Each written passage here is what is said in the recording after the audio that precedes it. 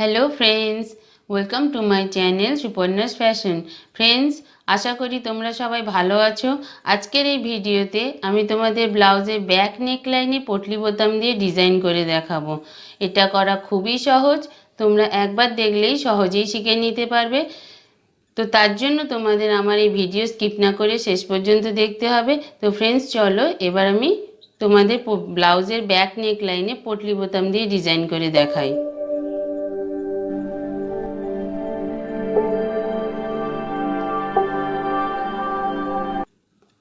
নেক finish করার জন্য আমি পেপার পেস্টিং নিয়েছি। এবার এই পেপার পেস্টিংকে আমি প্রথমে ফোল্ড করে নিয়েছি, তারপরে এই পেপার পেস্টিংয়ের ওপরে আমি একটা সোজা লাইন টানবো।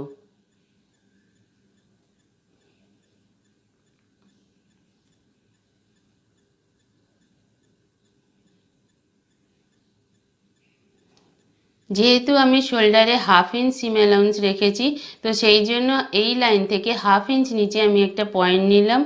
এবার এই পয়েন্টে আমি একটা সোজা লাইন টানবো।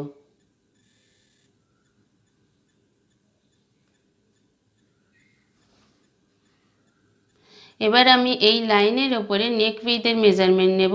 তো এখানে আমি নেক উইথ 3 ইঞ্চ নিলাম। এবার এই লাইন থেকে নেক লেন্থের মেজারমেন্ট নেব। তো 9.5 ইঞ্চে আমি একটা পয়েন্ট নিলাম। এবার এই পয়েন্টে আমি একটা সোজা লাইন টানবো।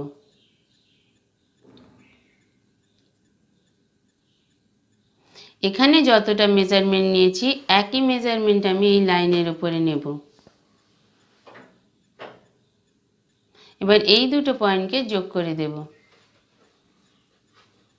এরপর ফ্রেঞ্চ কার্ভ দিয়ে আমি নেকের শেপ দিয়ে দেব। এখানে আমি রাউন্ড ভি নেক করছি, তো সেই জন্য ফ্রেঞ্চ কার্ভ দিয়ে আমি রাউন্ড ভি শেপ দিয়ে দেব। তোমরা চাইলে এখানে অন্য নেকও করতে পারো। এবার এই লাইন থেকে 1 ইঞ্চ ডিস্টেন্সে আমি আরেকটা লাইন টেনে নেব।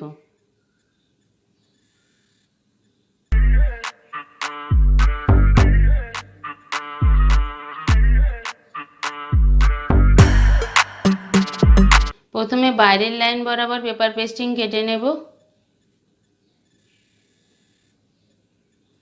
তারপরে ভেতরের লাইন বরাবর পেপার পেস্টিং কেটে নেব। ফ্রেন্ডস, নেক ফিনিশ করার জন্য আমি পেপার পেস্টিং কেটে নিয়েছি। এবার এই পেপার পেস্টিংকে কাপড়ের উল্টো দিকের ওপরে রেখে প্রেস করে নিচ্ছি। এবার আমি স্কেল দিয়ে একটা সোজা লাইন টেনে নেব।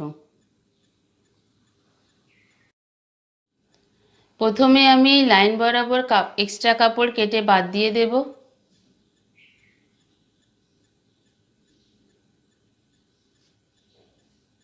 তারপরে পেস্টিংয়ের পাশে কিছুটা কাপড় রেখে এক্সট্রা কাপড় কেটে বাদ দিয়ে দেব।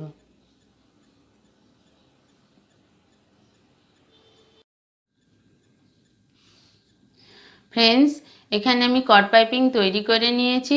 কট পাইপিংয়ের পাশে 1/4 ইঞ্চ কাপড় রেখে এক্সট্রা কাপড় কেটে বাদ দিয়ে দেব।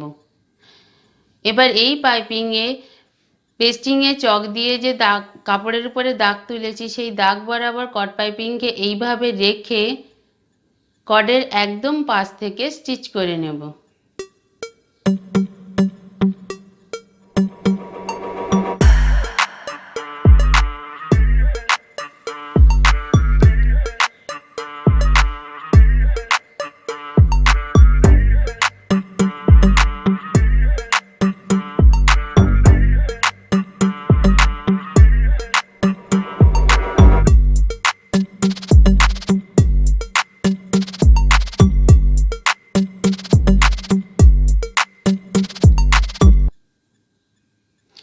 এবার বডি পার্টের উল্টো দিকের ওপরে পেস্টিংয়ের সোজা দিককে এইভাবে রেখে নচের সঙ্গে নচ ম্যাচ করে পিন দিয়ে সেট করে নেব।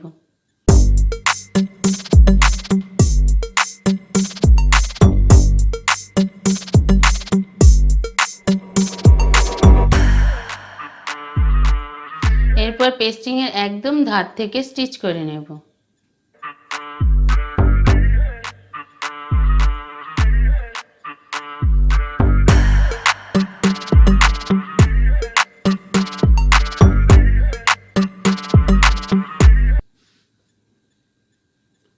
পেস্টিংয়ের পাশে 1/4 ইঞ্চ কাপড় রেখে এক্সট্রা কাপড় কেটে বাদ দিয়ে দেব।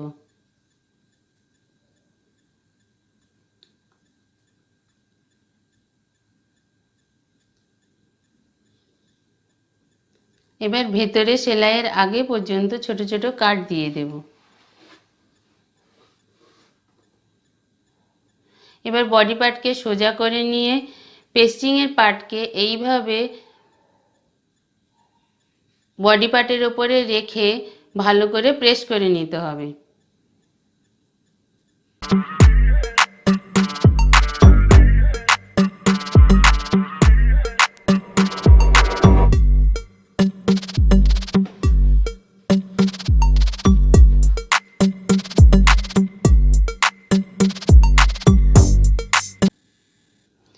ফ্রেন্ডস, এখানে আমি পটলি বোতাম তৈরি করে নিয়েছি। এবার এই পটলি বোতাম দিয়ে ব্লাউজের ব্যাক নেক লাইনে ডিজাইন করে দেখাবো।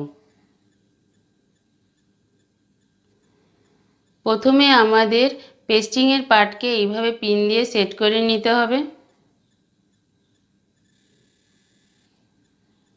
এবার শোল্ডার থেকে 1/2 ইঞ্চ নিচে আমি দাগ দিয়ে সেখান থেকে মিডিল পর্যন্ত আমি নেক মেপে নেব। এখানে 12 ইঞ্চ এসেছে, তো 1 ইঞ্চ ডিস্টেন্সে আমি চক দিয়ে দাগ দিয়ে নেব। এইভাবে আমরা 1 ইঞ্চ ডিস্টেন্সে চক দিয়ে দাগ দেব, কারণ এরকম করলে তোমাদের পটলি বোতাম সমান সমান ডিস্টেন্সে তোমরা লাগাতে পারবে। না হলে পটলি বোতাম লাগানোর সময় পটলি বোতামের মধ্যে ডিস্টেন্স কম বেশি হয়ে যেতে পারে। তো সেই জন্য আমরা এইভাবে নেকলাইনের দুদিকে চক দিয়ে দাগ দিয়ে নেব।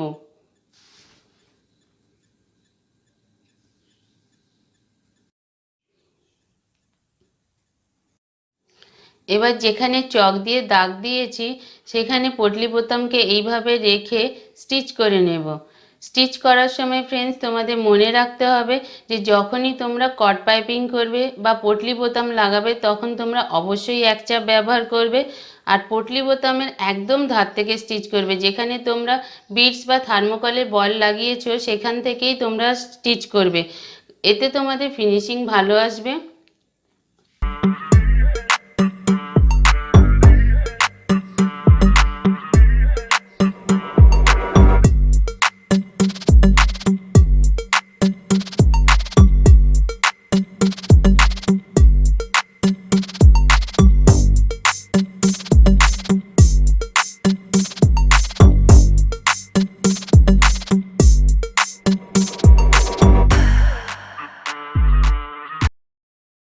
তো ফ্রেন্ডস, তোমরা দেখলে পটলি বোতাম দিয়ে এই ডিজাইন করা কত সহজ।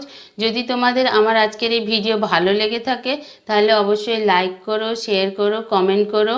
আর চ্যানেলে নতুন হলে সাবস্ক্রাইব করে নিও, বা যারা এখনও পর্যন্ত আমার চ্যানেলকে সাবস্ক্রাইব করোনি তারা চ্যানেলকে সাবস্ক্রাইব করে নিও।